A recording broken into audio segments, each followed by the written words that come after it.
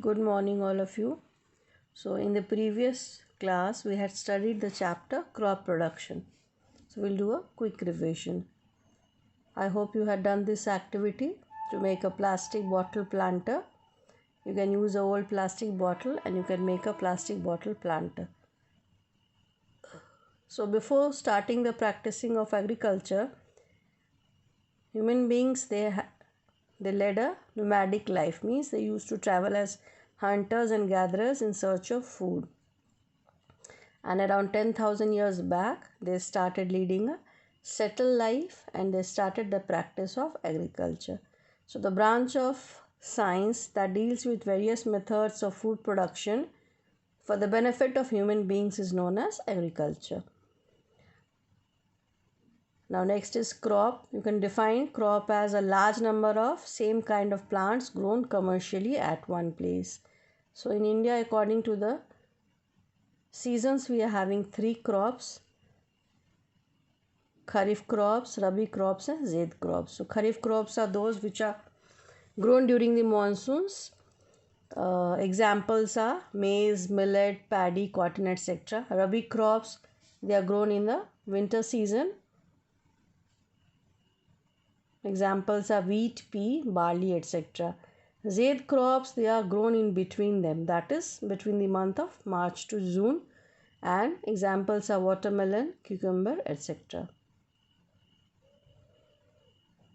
So there are different methods of crop production. 9 steps we had seen. One table was given. You can see in the picture. A farmer is preparing his soil by the traditional method, that is by plowing. He is using a plow. Plow is known as hull in Hindi. And you have hoe. Then we are having cultivator, which is attached at the back of the tractor. Now some pictures of traditional methods of irrigation are given. That is moat, dhekli, chain pump, rahat. These are traditional methods used in rural India. Then different methods. First one is your preparation of soil. That is very important, because if the quality of the soil is not good, obviously the production won't be better. So soil has to be prepared, it has to be good, and according to the type of crops, soil will also differ. For example, if we have to grow cotton, then black soil is best for cotton. Likewise, then we have to select better quality of seeds. Sowing is done, either it is done manually or with the help of seed drills. So we had concluded in the last class the difference we were doing between the fertilizers and manure. So one activity is again given here to see the role of manures and fertilizers in the growth of plants. Now we use green moong seeds, the sprout. Many people, they have it as breakfast. It is very good for stomach. So you can use green moong seeds. Instead of petri dish, we can use a plate. Then 3 plastic containers we can use. So we'll take 3 plastic containers, we'll add some soil. We use fertilizers, NPK and organic manure. So in all the 3 containers, we soak the moong seeds, we plant the moong seeds, and we add the different fertilizers and keep the setup in sun for 8 to 10 days. So the length of the plants in both A and B will be same. They are not same, sorry. They are more than C, because in first container we are adding NPK, second we are adding organic manure, and third we are not adding anything. So growth of plant won't be better in C, that is the moong plant. You must have seen the sprout of moong. Now, but excess of fertilizer is not good for the crops. For that we do different practices to increase the fertility of the soil, to replenish all the nutrients. Replenish means to regain back the nutrients to the soil, that is known as replenish. Soil nutrients, they can be replenished through different practices. First one is leaving the field fallow. Fallow means empty. If we leave the field empty for one season, for one crop season, next season it will be prepared to grow any type of crop. Now, how can an empty field regain back its fertility? Because when the fields are empty, human excreta, animal excreta, plant, humus and all, they increase the fertility of the soil. In that way, whatever fertility has been lost by the crops, they can be regained back.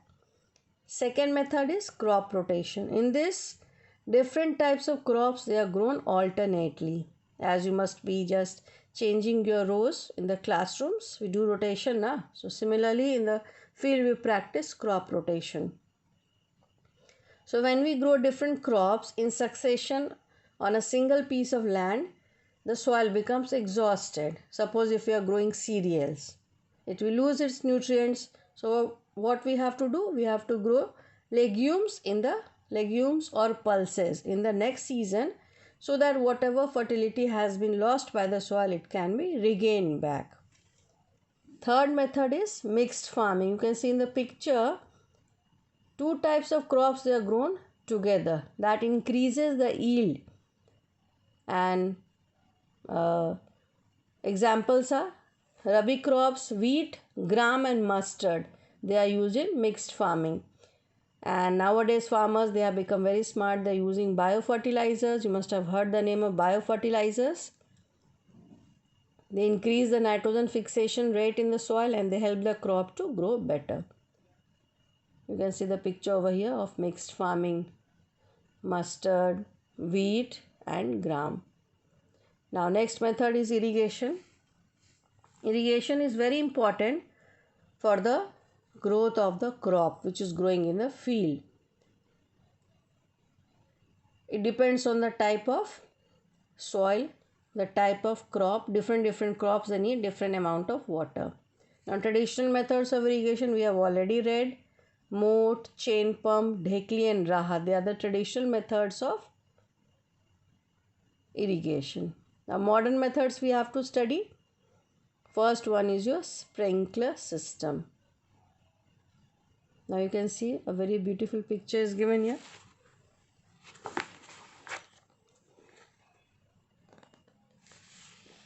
Now what is sprinkler irrigation?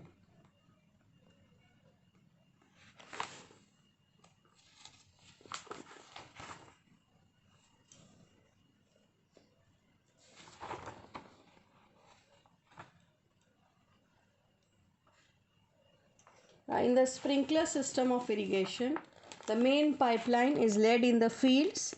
Perpendicular pipes, they have a rotating nozzles. You can see in the picture. And they rotate in different directions and they sprinkle water to the plants.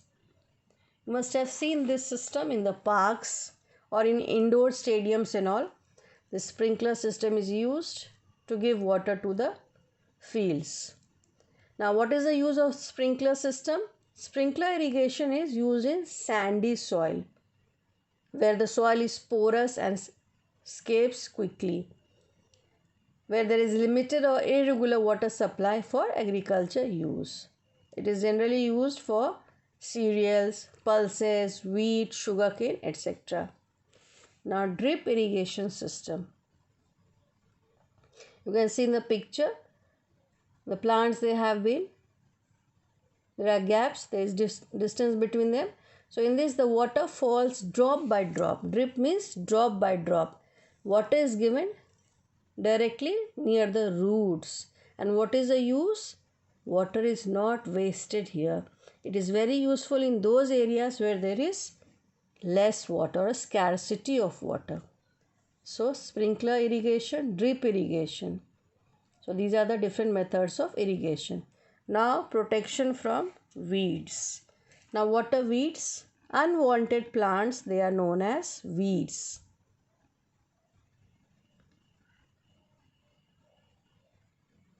You can see here in the PDF file, pictures of some weeds are given. The wild unwanted plants that grow in the crop field during cultivation and they compete with the crop for space, water, and other resources, they are known as weeds. And the process of removal of weeds is known as weeding. So weeds, they are not good for the growth of plants because they compete with the crop, the main crop. So we have to remove them. So generally it is done in India manually by hands, and the process known as weeding. Major part of agriculture comprises the removal and control of weeds. Nowadays a number of chemicals are also available, and they are known as weedicides. Now first is tilling. Before the sowing of crops, uprooting is done by hands. Manual removal is done by khurpi. Or a seed drill is used. Seed drill is generally attached at the back of tractors, or we use weedicides. You can see a person is spraying weedicides in the fields. Now name of some chemicals are given here which are used as weedicides. That is 2,4-D amine salt, 2,4-D ethyl ester. They are the common weedicides used in India. They kill the weeds, and it is done in the form of spray. But generally it is said that as fertilizers, they are not good for our health. Excess use of fertilizers. Weedicides also affects the health of the farmer because he has to spray them in the fields. So this is why weedicides are sprayed from a distance and away from the body. So just now we have read the different methods of irrigation. Go through the PDF files. This activity which is given here, you can do it at your homes. It is very interesting and nothing you have to do much, because moong sprout is very easily available. You can make the moong sprout. Old plastic containers are there. So my homework is I expect you to do this activity personally, and we'll meet in the next class. Thank you.